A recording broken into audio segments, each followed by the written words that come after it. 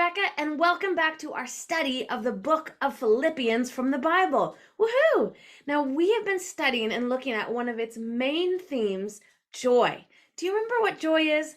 Let's look back just so that we remember. Joy is when we are happy and content deep on the inside, even when things are difficult or sad. It means we have hope no one can take from us that comes from knowing God loves us and will do what He promised. Joy is more than just being happy, because happiness comes and goes, but joy stays forever. Joy comes from God and because of what Jesus has done for us. Now, we've been using the letters of joy, J-O-Y, so we can learn and focus on first, Jesus. J is for Jesus. Now we're going to go to the O. What does O stand for? We're going to look at others, other people, other followers of Jesus, other people in the world. So let's go. Others!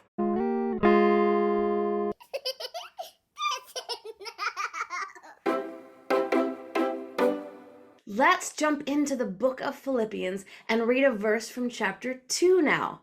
We've looked at some in chapter 1, and now we're going to look at some in chapter 2. Let's see what it says about others. In your relationship with one another, have the same mindset as Christ. Philippians chapter 2, verse 5.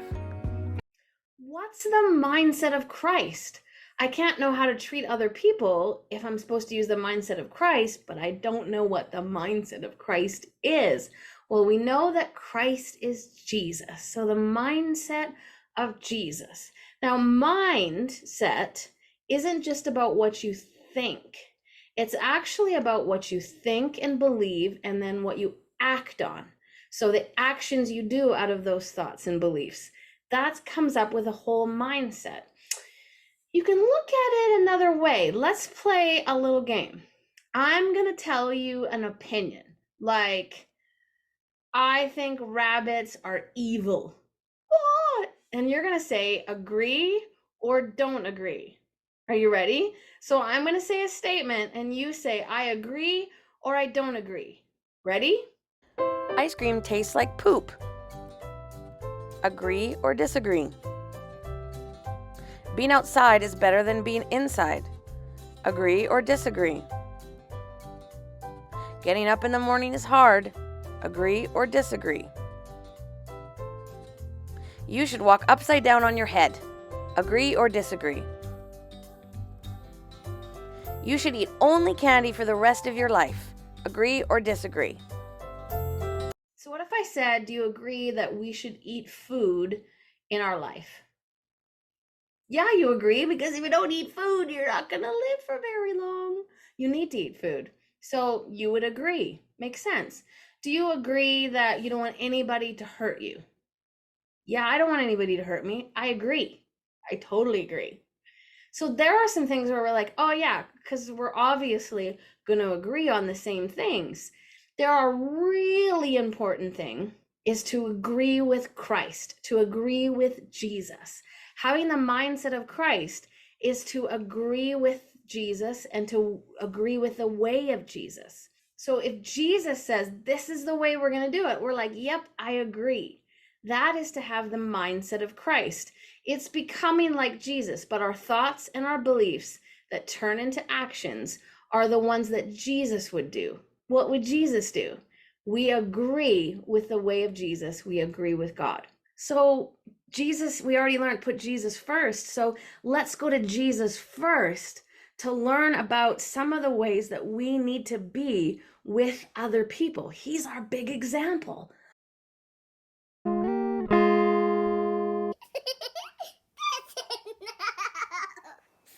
Jesus is super amazing. And one of the qualities of Jesus, if you were to describe Jesus, is a word called humility. Humility. Does anybody know what humility means? Humility is to be humble. Everybody say, be humble. Be humble. Well, the word humble has two meanings. And the first one is true and good, and we need to understand it. It's the definition of the word in a dictionary. Humility is about being modest, respectful, and putting others before yourself. It is not calling attention to yourself for being rude. It's about gratitude. An example of this is good sportsmanship. And it has a second part to it for us who are followers of Jesus. We're going to add to the meaning of humble from the Bible. And it has more meaning when we add what the Bible is talking about when it means humble. Humility is to put our trust in the Lord and not ourselves. We lean on God to show us the way, to open our hearts and to follow His will, His way. Humility is recognizing Jesus is King.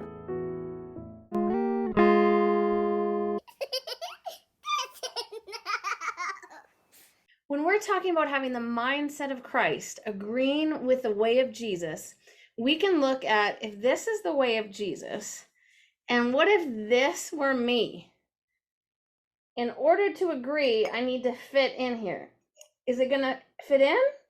Is the rock going to fit in? Why won't it fit in? It's hard. I can't squish it in there. I can't get it in there. It's hard. This is like the opposite of being humble, the opposite of humility. We call it pride. There is a good pride where we're just really proud of you for doing something. And then there's a sinful pride, a pride where we think that our way is the best way and nobody matters but us. And we're bragging all the time. I'm the best. I'm awesome. These are all different ways of describing this kind of sinful pride. There's nothing you can do to get me to agree or to come into agreement with you in any way, because I got a hard heart. Now, when we say, okay, Jesus, I'm going to do it your way, being humble is being able to agree with Jesus, where the hard heart couldn't agree with the way of Jesus or refused to do it the Jesus way. A humble heart can say, God, it's your way. I submit to your way.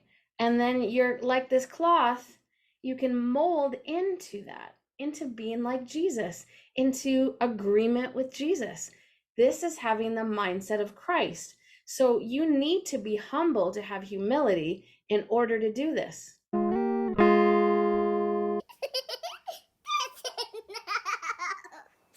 Hey everyone, this is my dog Pugsy, and Pugsy really likes to go for walks.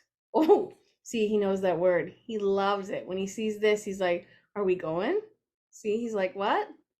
Now, this keeps him safe. When I put the leash on him, it keeps him safe from running out to the cars and all those things.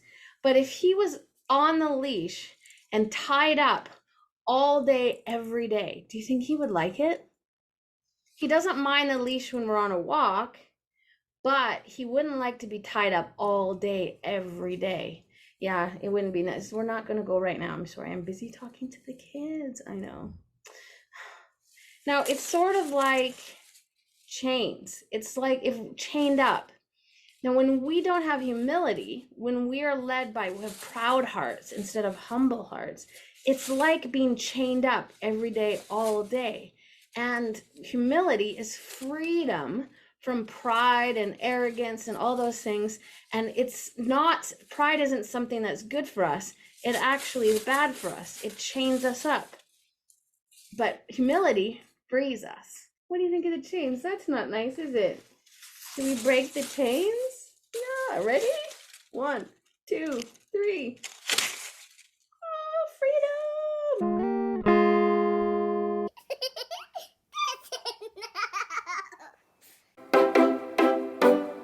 We're going back to the Bible, and we've been looking at the early Christians in the New Testament after Jesus died and rose again. And now we're going to jump into a little bit more about the writer of Philippians, Paul, and his life.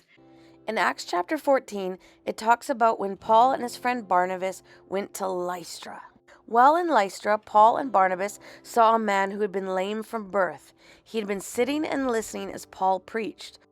So Paul called to him in a loud voice and said, "Stand up!" And the man jumped to his feet and started walking.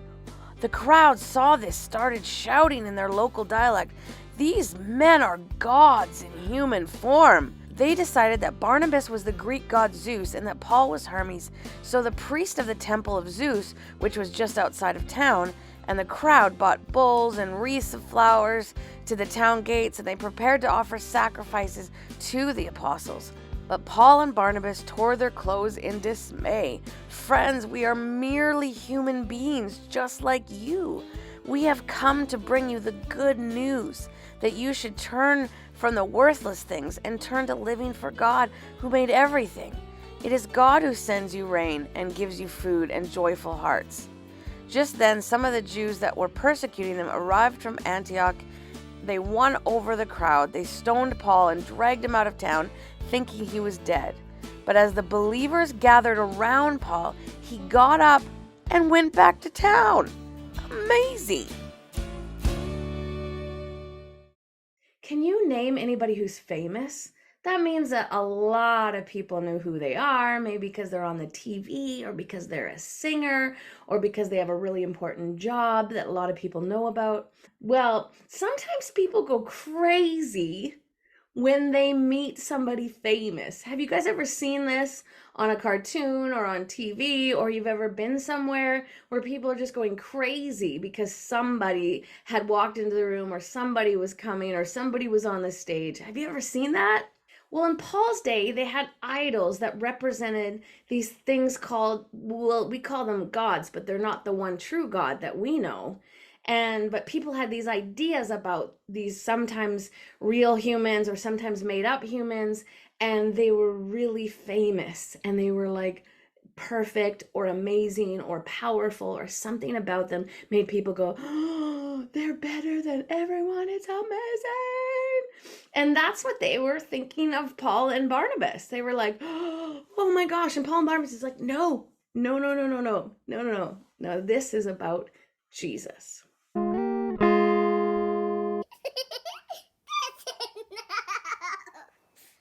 So if our big theme is joy, what does that have to do with having the mindset of Christ?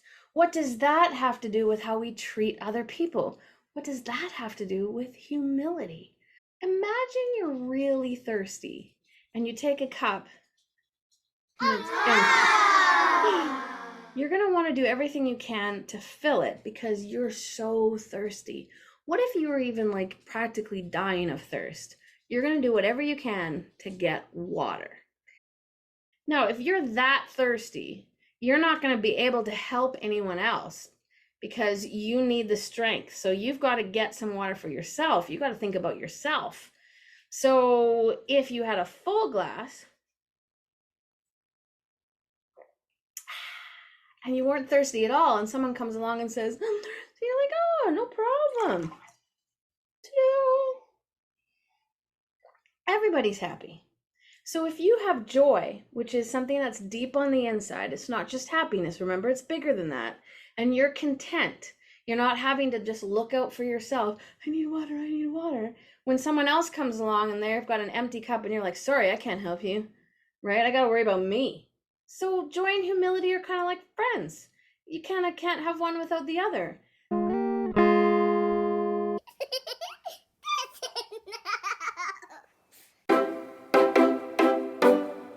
When we look to Jesus, there's lots more things like humility that Jesus shows us on how we are meant to treat other people and how we are meant to have a relationship with people.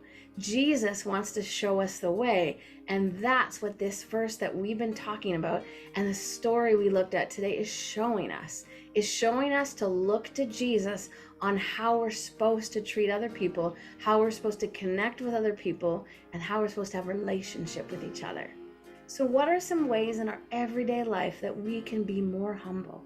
What are ways that Holy Spirit wants to work on our hearts to have the mindset of Christ? We think, we believe, we act. How does God want to do that in our lives? My life, your life. Let's think and let's talk to Jesus about that. Thank you for joining with me today to understand the Bible and to know more about who Jesus is. I can't wait to see you next time as we continue to study the book of Philippians. Always be joyful because you belong to the Lord. I will say it again, be joyful.